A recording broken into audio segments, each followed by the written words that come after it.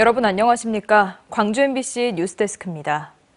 이제 내일이면 초등학교 입학식이 열립니다. 광주 지역 초등학교에서는 올해 신입생이 1명인 곳이 있는 반면 전교생 수가 4년 전보다 4배 증가한 곳도 있는데요. 이렇게 학생 수가 극단적으로 차이가 나면서 교육당국의 고민도 깊어지고 있습니다. 천홍희 기자가 취재했습니다. 입학식 현수막이 내걸린 광주 중앙초등학교. 올해 신입생 수는 1명입니다. 광주 도심에 있어 한때는 학생 수가 수천 명이 넘었지만 주변 인구가 줄면서 전교생 수도 23명으로 줄었습니다. 기존 학구에 사는 학부모들조차도 너무 숫자가 적으니까 우리 애는 안 보내고 싶다. 그에 반해 광주 효동초등학교는 주택단지였던 주변이 재개발되면서 학생 수가 폭증했습니다. 지난 2021년 광주 효동초 전체 학생 수는 290여 명이었는데 올해는 1,100여 명으로 4년 만에 4배 가까이 늘었습니다. 학교 측은 학교 일부를 넓혀 학급을 추가로 마련했지만 이마저도 부족해 오는 새학기부터는 모듈러 교실까지 도입했습니다. 학교에서 설치한 임시교실인 모듈러 교실입니다. 올해도 전년보다 학생이 늘어나면서 학교 측은 6학급 120명의 학생이 사용할 수 있는 공간을 마련했습니다. 이처럼 재개발의 영향으로 초등학교 학생 수가 극단적으로 차이가 나면서 학생과 학부모들의 불편도 나타나고 있습니다. 학생 수가 적은 학교는 하다못해 축구 같은 단체 활동조차 하기 어렵고 학생 수가 많으면 많은 대로 모든 것에서 경쟁이 심하다는 겁니다.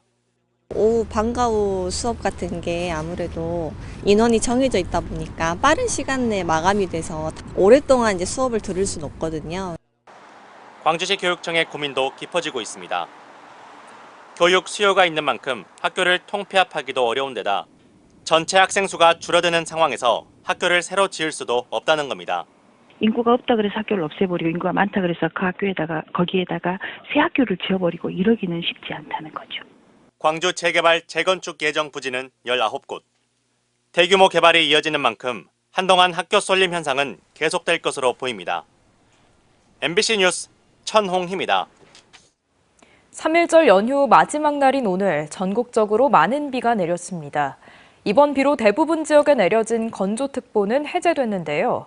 올겨울 강수량이 워낙 적은 데다 추가적인 비 소식도 없어서 산불 우려를 완전히 떨쳐내기는 어려운 상황입니다. 최황지 기자입니다. 우산을 쓴 등산객들이 조심조심 산길을 따라 걷습니다. 봄비를 반가운 마음으로 마중 나온 시민들. 저수지에 오면 이 봄비에 새싹이 막 나와 있을 것 같은 생각이 들어서 왔어요. 하지만 세찬 바람이 불며 날씨가 돌변하자 등산객들은 서둘러 발길을 돌립니다. 아침에 일찍 그때는 비가 안 와서 나왔는데 나오니까 조금 비가 오네요. 바람 안 부는 곳은 좀 괜찮았는데 여기 수원지 물 보이는 데는 바람이 불어서 조금 춥더라고요. 3일절 연휴 동안 남해상을 지나는 저기압의 영향으로 전남에는 많은 비가 내렸습니다. 또 전남 16개 시군에는 강풍특보가, 전남 전 해상에는 풍랑주의보도 발효됐습니다. 광주와 전남에는 내일 늦은 오후까지 비 또는 눈이 내리는 곳이 있겠고 예상 강수량은 내일까지 광주와 전남 5에서 30mm, 예상 적설은 전남 동부 내륙 1cm 내외로 예상됩니다. 한편 이번 비의 영향으로 건조한 대기는 한층 해소됐습니다. 최근 여수, 광양 등 전남 동부권에는 최대 11일 동안 건조특보가 이어졌는데 이번 비로 대기 중 습도가 30%대에서 60% 이상으로 2배 가까이 늘었습니다. 산불 걱정은 덜었지만 방심은 금물입니다. 올겨울 강수량은 최근 3년 중 가장 적고 추가 비 소식도 아직 없기 때문입니다. 홍보 활동이 제일 우선이고요. 그 다음에 이제 각 읍면동에도 산불 감시원이 있어요. 11개 초소가 있어서 거기서 수시로 저희도 무전하면서 점검도 하고 확인도 하고. 전체 산불 중 대부분은 봄철에 발생합니다. 앞으로도 건조한 날씨가 이어질 수 있는 만큼 쓰레기 소각 등으로 화재가 발생하지 않게 각별한 주의가 필요합니다. MBC 뉴스 최양지입니다. 최근 드라마 정년이에서 목포 출신의 소리꾼이 주인공으로 등장했죠. 실제로 수많은 판소리 명창을 배출해온 목포는 소리의 뿌리로 인정받고 있습니다. 그런데 차세대 소리꾼들의 교육을 위한 마땅한 전수시설조차 갖춰지지 않으면서 그 명맥이 끊어질 위기에 놓여 있습니다. 안준호 기자가 취재했습니다. 심청가를 부르는 맑은 목소리가 상가 건물에 찬 공기를 뚫고 퍼집니다.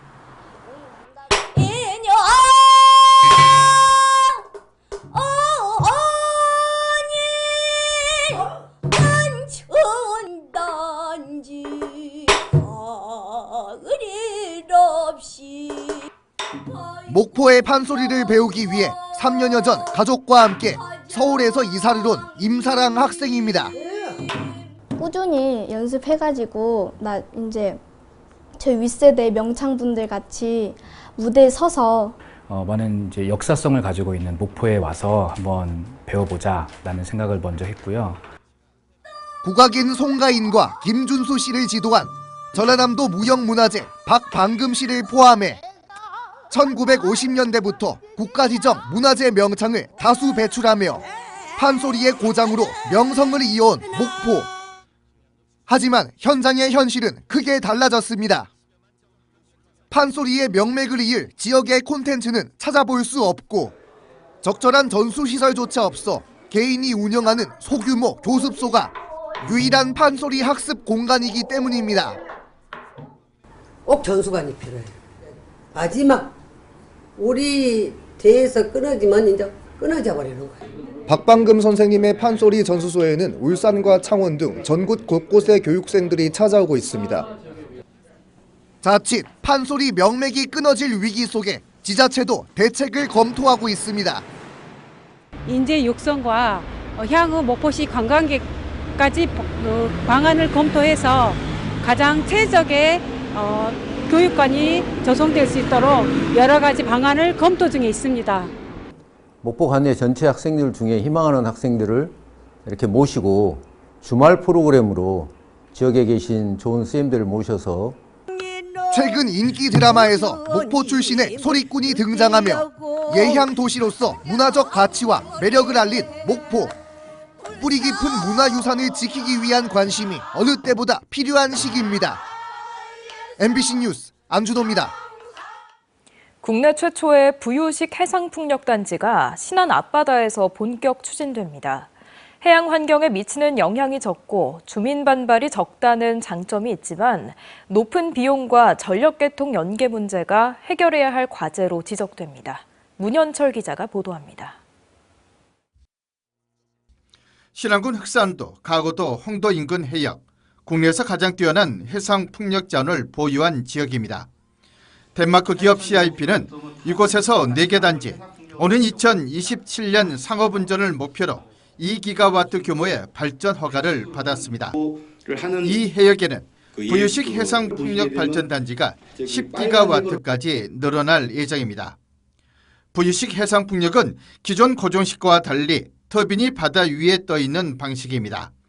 해저에 직접 기초를 세우지 않아 수심이 깊은 해역에서도 설치가 가능합니다.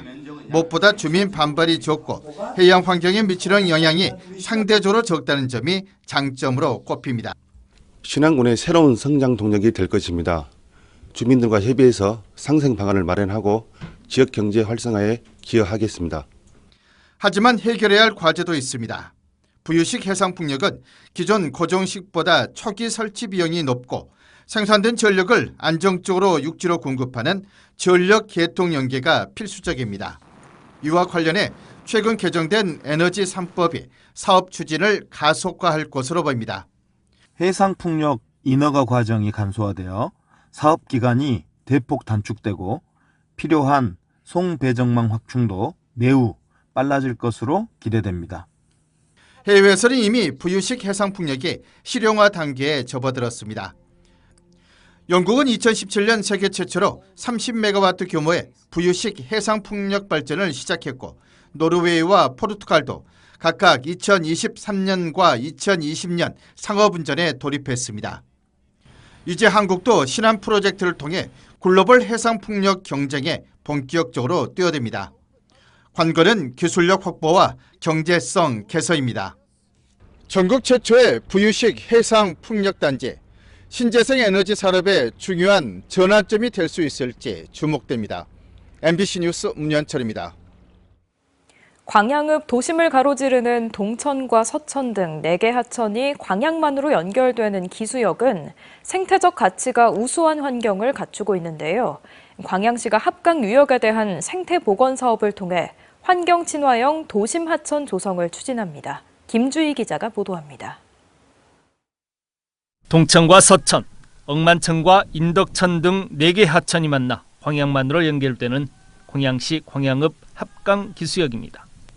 이 일대 20여만 제곱미터 면적에는 갈대가 군락을 이루고 노랑보리 저새, 수달 등 멸종 위기종들이 서식하는 모습들이 확인되고 있습니다.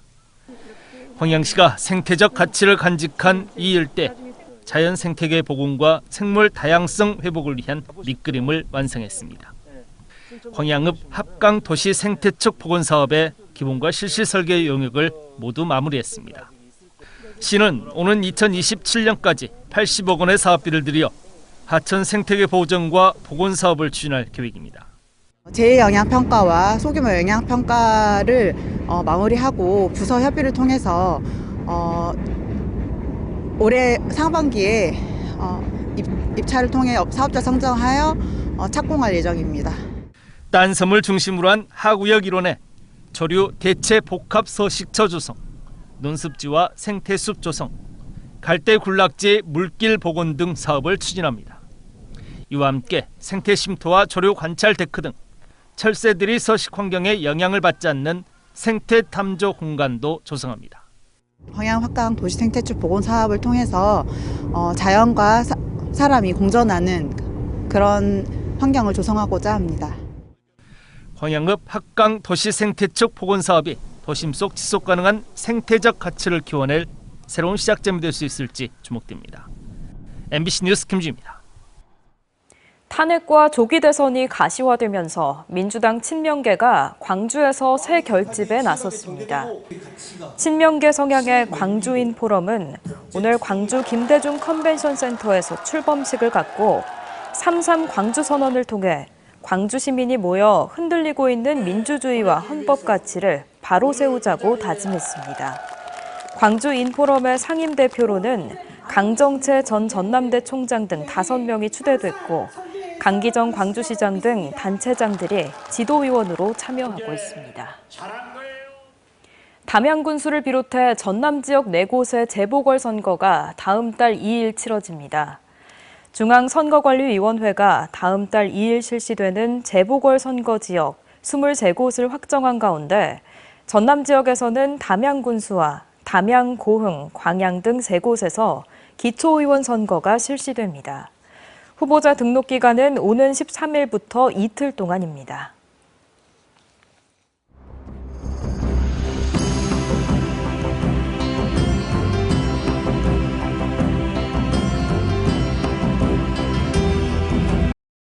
언제 어디서나 내 손 안의 뉴스. 광주 MBC 뉴스 유튜브 구독으로 함께하세요.